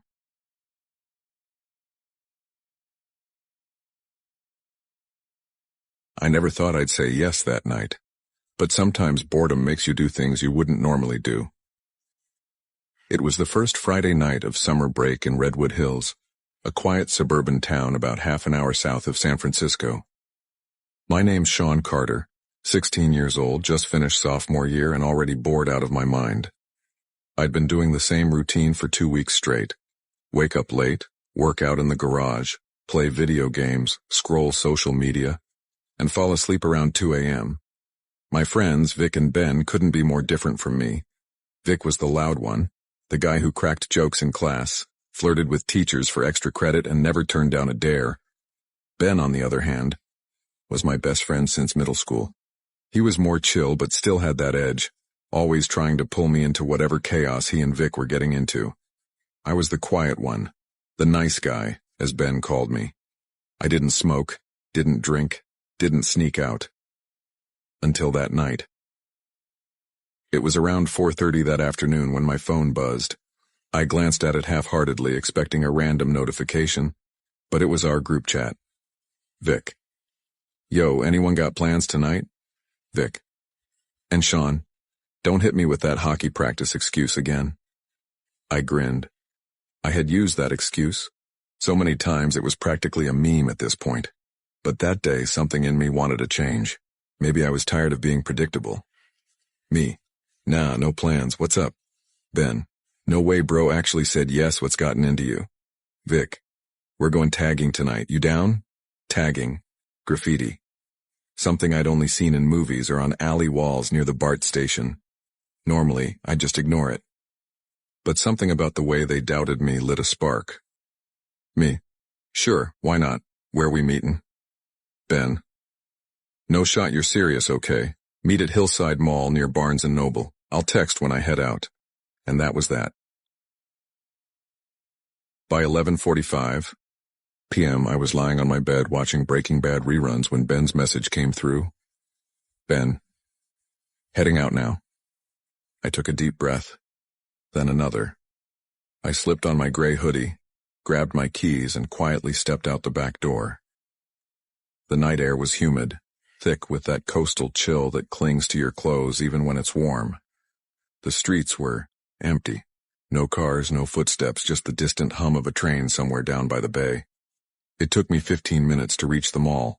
The lot was mostly empty except for a few parked cars and flickering streetlights. I spotted Vic leaning against a wall near the bookstore, his black hoodie zipped up, a spray can in hand. Yo. You actually came, he said, laughing. Didn't think you had it in you, I rolled my eyes. Yeah, where's Ben? Right on cue, Ben pulled up in his dad's silver Range Rover, windows down, music thumping low. He grinned. Get in, losers, we're committing mild crimes tonight, I smirked. You're an idiot. An idiot with wheels, he shot back. And Vic snorted. We parked near a bus stop a few blocks down, one of those older ones with cracked glass panels and old posters half torn off. Vic and Ben started shaking their cans, the psh psh sound echoing in the still air. Ben started painting bubble letters. HBZ, his little tag crew name. Vic was doing something abstract. His art actually looked kinda cool.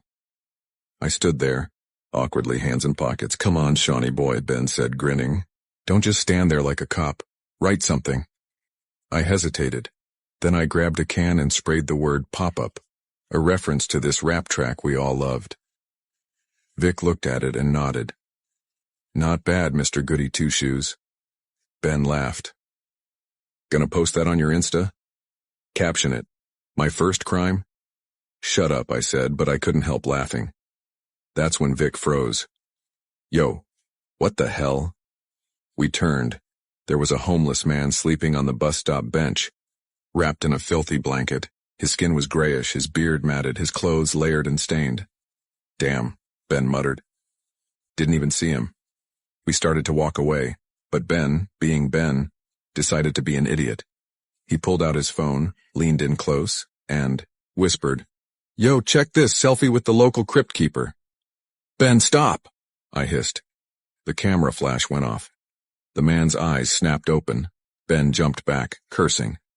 The homeless guy grabbed his hoodie, pulling him close with shocking strength. His eyes were wide and bloodshot, his mouth stretched into a grin full of rotting black gums and broken teeth. Let me see that phone, he rasped. His voice was deep and wrong, like it came from the bottom of a well. Get off me, Ben yelled, punching at him. Vic grabbed Ben's arm, pulling hard until the man finally let go. Ben stumbled backward, gasping. The guy just sat up, watching us with that dead stare. Run, I said quietly. We took off. We sprinted down the street, ducking behind a row of bushes near a road sign. Ben was doubled over, puking his guts out. Vic was coughing so hard it echoed. Down the block, you freaking idiot, I snapped at Ben. What the hell were you thinking? He wiped his mouth, shaking. It was just a joke, bro, just a... Shh, Vic hissed. We peeked over the bushes. The man was standing under a streetlight now, his head tilted down, shadow stretching long across the pavement. In his right hand, he held something. A knife. Dude. He's got a knife, Vic whispered. My stomach dropped. The man slowly raised his head. His eyes gleamed under the light. Then he lifted his arm and threw the knife. I dove to the side. The blade whizzed past my ear and clattered against the signpost. Go! I yelled. We bolted. I didn't look back. I didn't need to. I could hear his footsteps behind us. Fast. Too fast. His breathing sounded ragged, like a growl. Up ahead, I spotted a Burger King still lit up. There! I shouted. We crashed through. The doors nearly knocking over a trash bin. The employees stared at us like we were on drugs. A woman behind the counter frowned. Yo, you kids okay? Ben stammered. Some guy, he tried to. I cut him off. He's following us. Please, can we just stay here for a bit? The manager, a middle-aged dude with a shaved head, looked at us skeptically, but nodded. Fine. Sit in the corner, don't cause trouble. We sat in the booth, all three of us shaking. Ben's leg wouldn't stop bouncing. You think he's outside? Vic peeked through the window. I don't see him. But just as he said that, the motion sensor lights outside flicked on. Someone was standing near the dumpster. Holy shit, Vic whispered. He's out there. The man was staring straight at us through the glass. His face was blank now, just watching. Call the cops, I said. Vic shook his head. No way. My backpack, there's weed, cans, everything. We'll get busted. I clenched my fists. So what? You'd rather die than get grounded? No one answered. We stayed there until closing, barely speaking. Every time the doorbell chimed, I flinched. When the lights finally dimmed and the last customers left, the manager told us to head out. The man was gone. Or so we thought. Ben drove in silence. The car reeked of sweat and spray paint. None of us spoke until we reached my street. You good? Ben asked quietly. Yeah, I said, though I wasn't. Look, man. He sighed. I'm sorry, all right? I didn't mean for that to. Just don't ever do something that stupid again. He nodded, eyes down. When I got out, the night was still. No cars, no footsteps, just the soft hum of the streetlight buzzing overhead. I slipped into my house, locked the door, and collapsed onto my bed. But sleep didn't come easy. Because as I lay there staring at the ceiling, I couldn't shake the image of that man's face. Those eyes, that grin, and the way his hand moved right before he threw the knife. Like he'd done it before. Like he knew how to hit someone. I got up, pulled back my curtain, and looked out into the street. For a split second, I swear I saw a shadow standing near the corner of my driveway. Still, watching. I blinked, and it was gone. Maybe my mind was just messing with me, or maybe he followed me home. Either way, I never hung out with Vic and Ben at night again.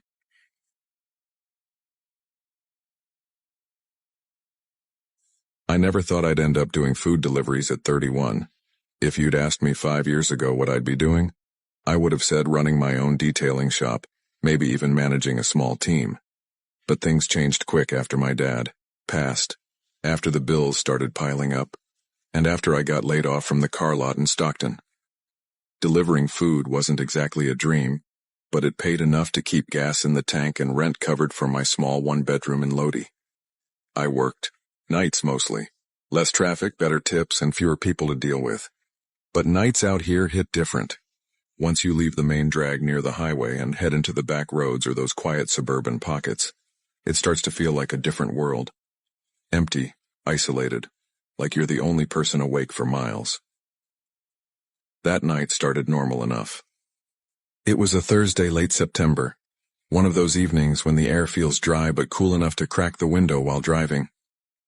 I was parked outside Taco Primo, this 24-hour Mexican spot that stays busy with night shift workers, college kids, and drunk folks trying to sober up. The place smelled like fried tortillas and carne asada smoke drifting out the back vent. I remember standing by the pickup counter scrolling through my phone when the guy at the counter yelled, "Order for Reggie." That was me. I grabbed the bag, double-checked the receipt, 3 burritos, 2 tacos, and a horchata. The delivery address was a little far, over in a neighborhood just outside Woodbridge, about 15 minutes away. I wasn't familiar with that area, but I figured it was just another quiet neighborhood. By the time I got back into my car, it was almost 11:15 p.m. The roads were empty except for the occasional semi-truck rumbling down the highway. My old silver Honda Civic rattled a little when I hit the bumps, but it ran well enough. The soft glow of the GPS lit up the dash, the female voice calmly repeating, "Turn left in 300 feet." I always kept my music low when delivering at night, just enough to fill the silence. That night I had some old-school R&B playing. The hum of the tires against the asphalt was almost hypnotic. As I got farther from town, the streetlights started thinning out. Houses got farther apart. A few porch lights glowed faintly, but most were dark. The kind of quiet where you can hear your own heartbeat. Halfway down Willow Creek Drive, I saw movement, someone stepping out into the road. At first I thought it was a deer or maybe someone walking their dog. But then I realized it was a guy. He stood right in the middle of my lane, waving his arm like he was trying to flag me down. I slowed, rolling the window halfway down. "Hey, you good, man?" I called out, trying to keep my tone casual. The guy stepped closer, the hood of his sweatshirt shadowing his face. "You doing deliveries?" "Yeah," I said, nodding toward the bag on the seat. "You order?" He shook his head. Nah. You mind helping me out real quick? I'm trying to find a street, Redwood Pass, you know where that is?" His voice was calm, but there was something weird about the way he said it, like he'd rehearsed it. I frowned. "Redwood Pass? Can't say I do." "Sorry, man. I'm kind of in the middle of a delivery." He shifted from foot to foot, hands deep in his hoodie pocket. "You got GPS, right? Can you check it for me? It's right near here." I hesitated. The engine hummed softly. He was maybe late 20s, scruffy, with that twitchy, nervous energy that made the hairs on my arms rise. "Sorry, bro," I said. "Can't be messing with my phone while I'm driving deliveries. You can try the gas station back down the road." He took a step closer, his shadow sliding across the hood of my car. "Come on, just real quick, man. 1 minute." There was an edge in his tone now, like a challenge. My fingers brushed the lock button on the door. "Look, man, I gotta go," I said, forcing a smile that didn't feel natural. "I'm late on this drop." As I started rolling the window up, his hand came down on the top edge of the glass. He leaned in a little, and I caught a whiff of stale cigarettes and sweat. "Yo, I'm talking to you," he said, voice lower. "Now." Something in my chest tightened. "Get your hand off the car," I said firmly. He stared at me for a long second, eyes hard to read in the dark, then stepped back. "Aight," he muttered, pulling his hood tighter. I pressed the gas and rolled past him, keeping one eye on the mirror. My pulse was pounding. When I glanced back, he was standing still in the middle of the street, watching my car drive away. I exhaled slowly, trying to shake it off. Probably just some lost dude, I told myself. But when I turned onto the next street, I noticed headlights behind me, far enough back not to look suspicious, but close enough to see the glare in my mirror. For a while, I tried to convince myself it was a coincidence. But every turn I made, the car followed. Every time I slowed down, it did too. "Shit," I muttered under my breath. The GPS finally said, "You have arrived." The house was on a quiet cul-de-sac, lights off except for one on the porch. I pulled into the short driveway, scanning the rear view. The car behind me slowed down and parked across the street. I sat there for a second, gripping the steering wheel. "Come on, man," I whispered to myself. "Just do the drop and leave." I grabbed the food bag and stepped out, trying to act casual even though my heart was racing. My shoes crunched against the gravel driveway. When I got to the porch, I rang the bell once, waited, nothing, rang again, still nothing. "Yo, delivery for, Landon?" I called out. No answer, just silence, broken by the faint chirp of crickets. I turned and glanced over my shoulder. The car across the street was still there. No lights on, No movement. I felt this slow, cold crawl up my spine. I took a quick photo of the food on the porch, for proof, and started walking back toward my car. That's when I heard a car door shut. The sound was sharp in the quiet night. I froze for half a second, then picked up my pace. Nope, nope, nope, I muttered. Before I could reach the driver's door, someone grabbed my arm, hard. I spun around and it was him, the same guy. He yanked me toward him, hissing, "Get in the car, don't make a fucking scene." I tried to pull away, panic flooding my chest. "Get off me." He gritted his teeth, pulling harder. "Shut up and get in the car, man, just fucking move." I could smell his breath, metallic and sour like blood and old alcohol. I swung the food bag at him, hitting his shoulder. It didn't do much. He grabbed my jacket, pulling me closer. My mind was racing. The house behind me was dark. No one was coming out. "Let me go," I yelled, twisting my body. I had my keys in my hand, and without thinking I jammed them toward his face. I felt them scratch across his cheek. He let out a grunt of pain and stumbled back. That was my chance. Bolted, straight down the street toward a house with the porch light on. My legs felt like lead, my heart hammering so hard I could hear it in my ears. I started pounding on the door. "Help! Please, someone's trying to... Help!" After what felt like forever, the door creaked open. A man in his 60s wearing a white undershirt and pajama pants blinked at me. "What the hell? Please, he's trying to grab me. He's right behind me." The guy looked past me, eyes widening. "Get inside now," I stumbled. In, and he slammed the door shut, locking it. He grabbed the phone off the counter. "I'm calling 911. I stood there shaking, trying to catch my breath. My hands wouldn't stop trembling. I peeked through the curtain just as a car engine roared outside. The beat-up sedan screeched around the corner and disappeared. When the police arrived maybe 10 minutes later, I was still shaking. I told them everything. What he looked like, what kind of car he had, what he said. The officer, a younger guy, named Ramirez, nodded grimly as he took notes. "You're lucky, man," he said. "We've had a few reports of a guy matching that description trying to lure people around here. Mostly women, some delivery drivers too. You probably scared him off." I sat there on the couch, the smell of coffee from the older man's kitchen, faint in the air, trying to steady my breathing. The officer took my statement, then told me they'd patrol the area for a bit. When they left, the homeowner, his name was Mr. Collins, handed me a glass of water. "You all right, son?"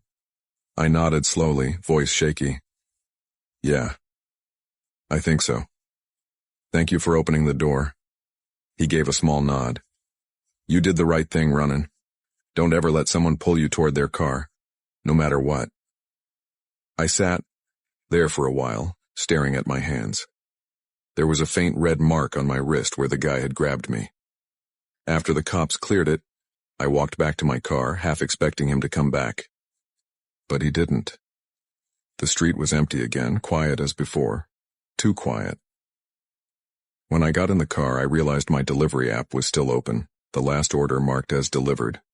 The food was probably still sitting cold on that porch.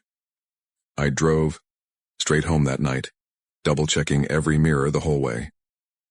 When I finally parked outside my apartment, I just sat there for a long time, engine idling, staring at my reflection in the rear view. The next morning, I quit the app, deleted it off my phone. Every time I saw someone standing on the sidewalk after that, I got a chill that wouldn't go away. About a week later, I got a call from a detective. They caught him. He was living out of that car. Same beat-up gray sedan. They found zip ties, duct tape, a knife, and a burner phone in the trunk. Turned out he'd been watching delivery drivers for weeks, targeting ones who worked alone late at night. When I hung up the phone, I just sat there staring at the wall. My stomach twisted at the thought of how close it was. Sometimes I still replay it in my head, the way his hand felt on my arm, that low voice telling me not to make a scene. Now, whenever I drive down those quiet California streets after dark, every shadow feels like it's watching. Every parked car looks suspicious. People say nothing ever happens in these small towns after midnight. They're wrong. The silence hides everything.